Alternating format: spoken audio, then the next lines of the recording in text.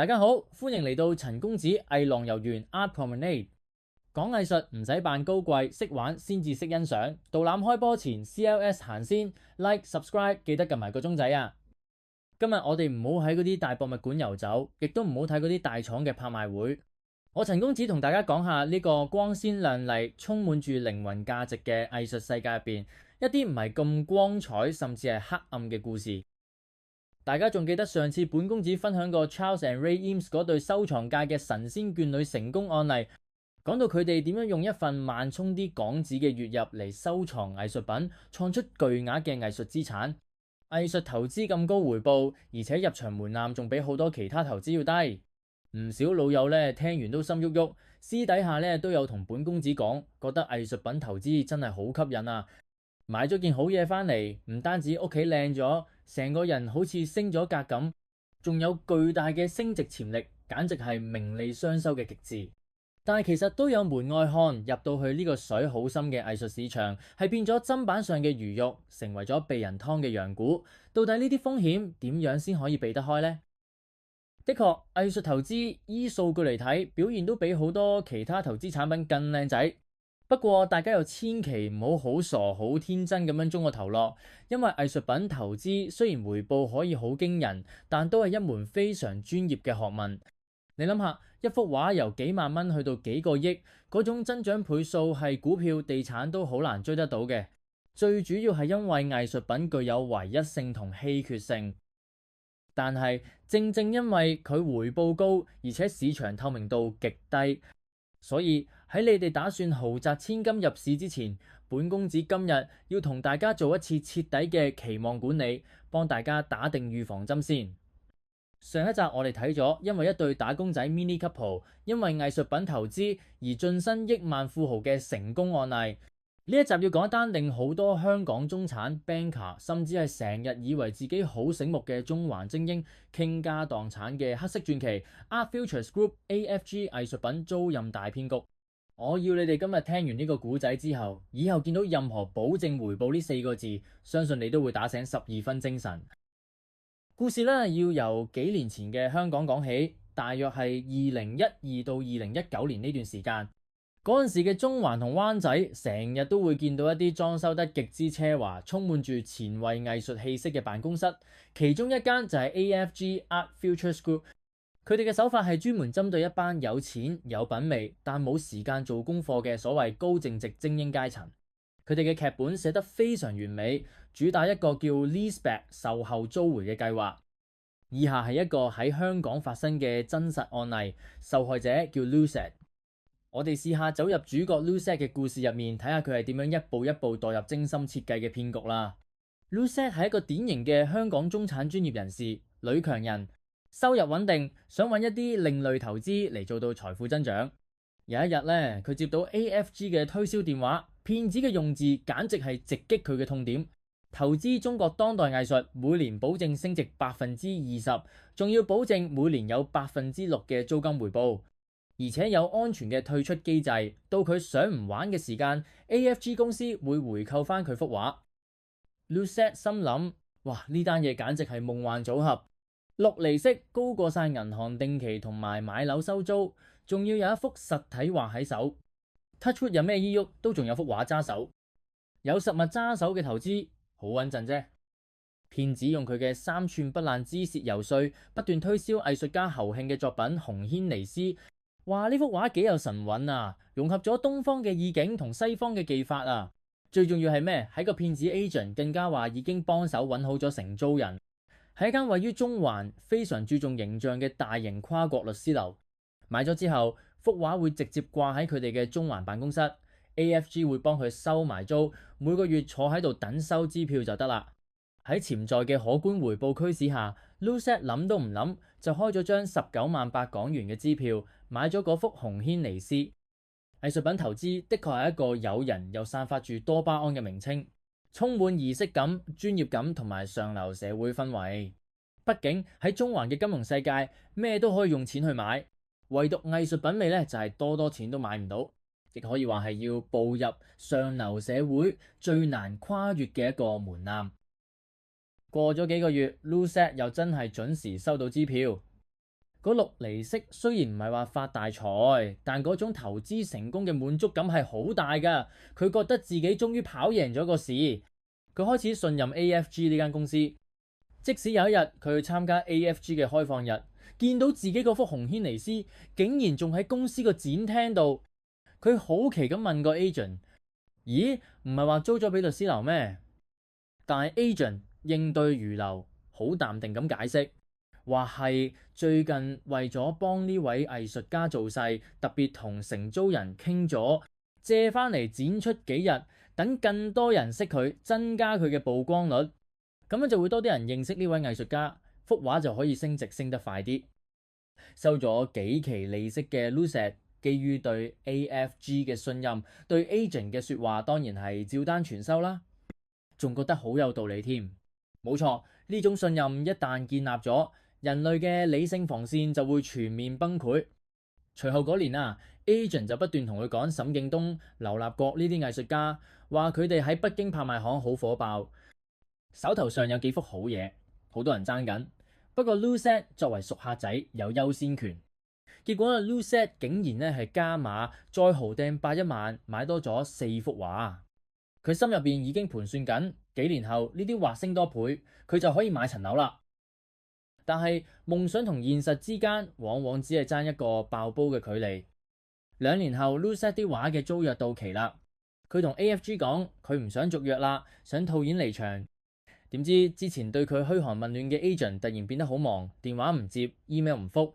過咗幾日，佢收到 AFG 嘅一封 formal letter， 話租客唔租啦，而且市場波動，公司暫時唔提供回購服務。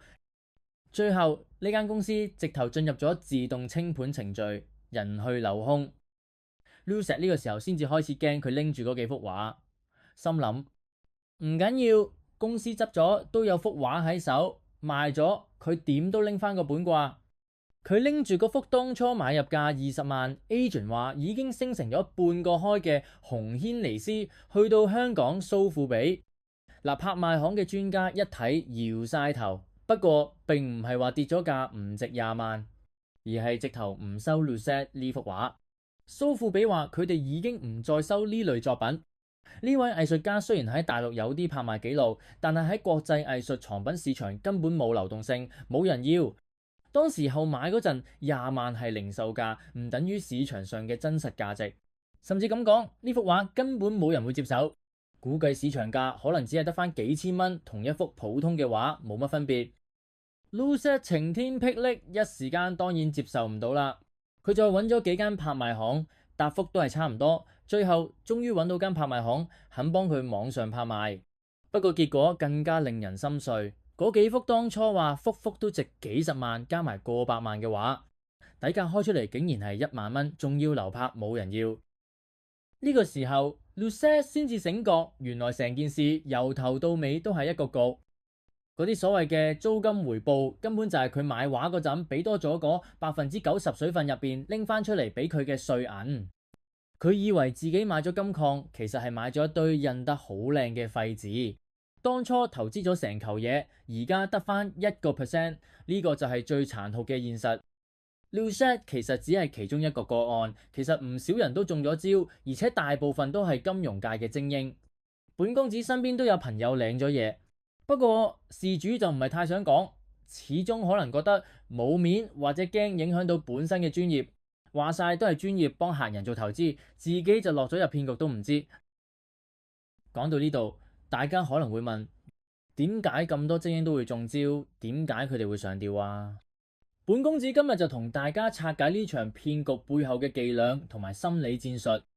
首先，佢哋利用咗專業術語做包裝，佢哋唔會同你講藝術感性，佢哋會同你講 buy to lease、guaranteed interest、asset management 等等。對於好多專業人士嚟講，呢啲詞彙聽落去好親切，令佢哋覺得藝術品同股票、債券冇乜分別。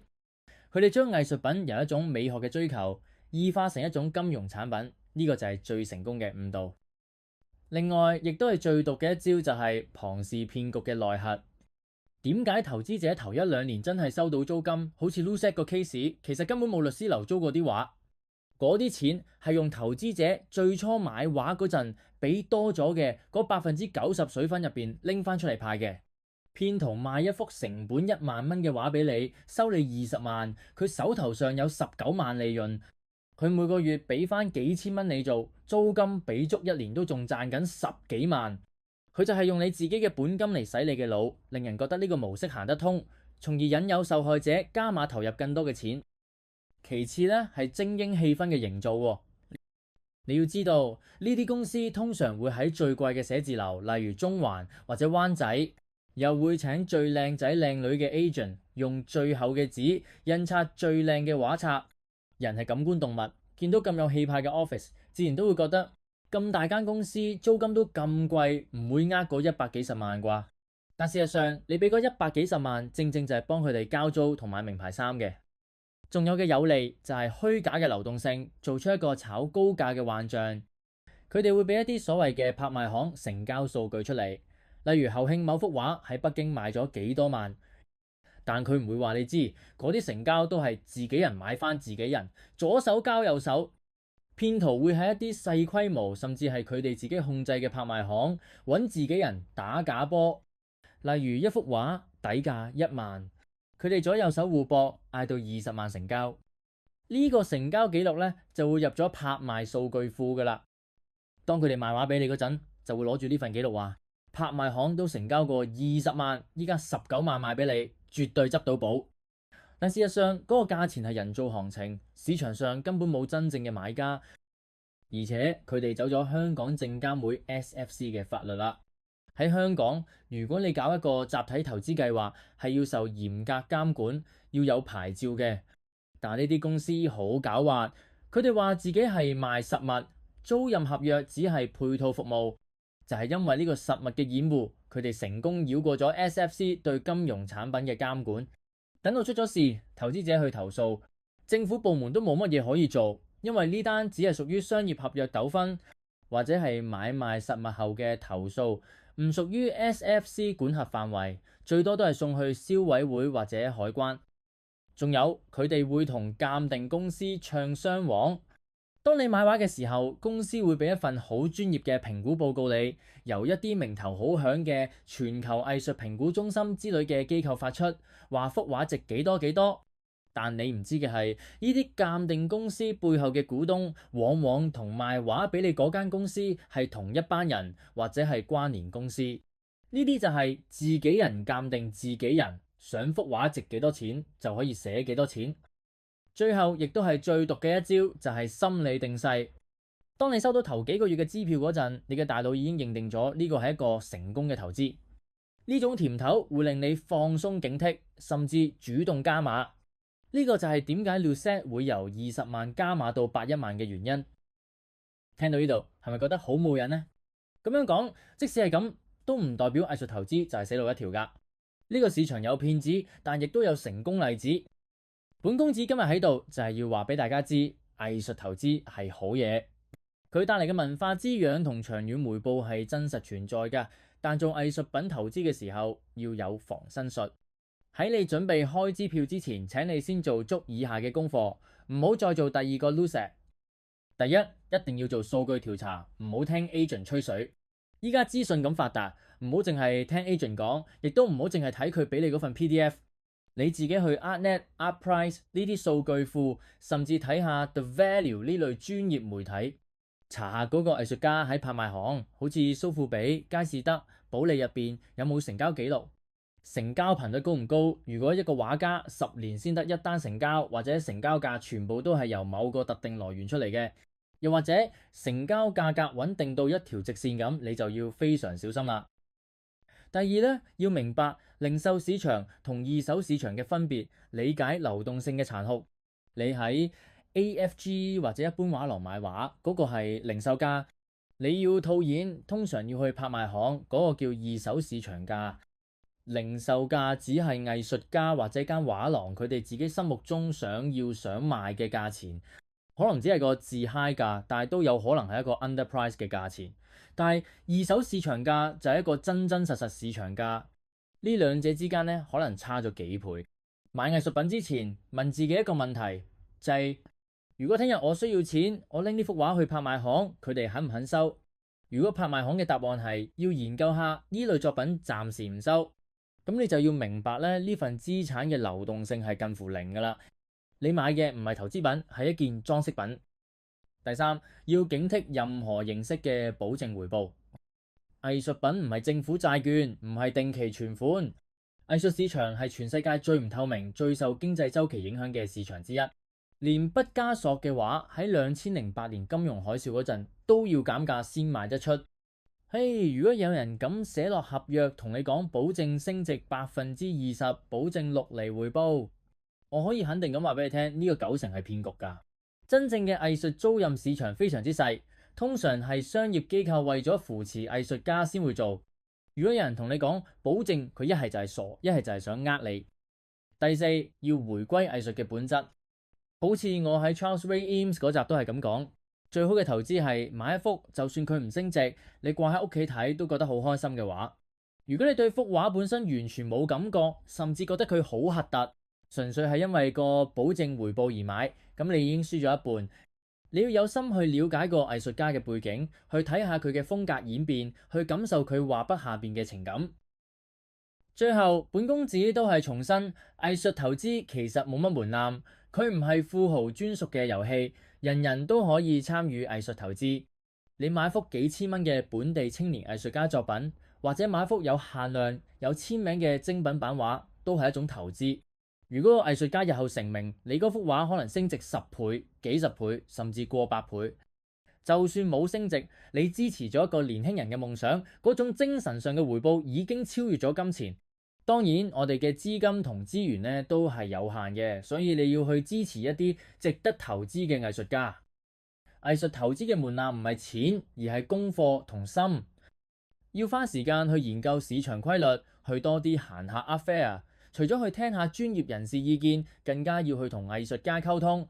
記住，你投資嘅係藝術品，更加係藝術家，而唔係淨係聽嗰個想賣幅畫俾你嘅 agent 講。如果你純粹想發橫財，想揾一啲唔使動腦筋、保證賺錢嘅投資，咁藝術圈嘅水深度可以浸死你。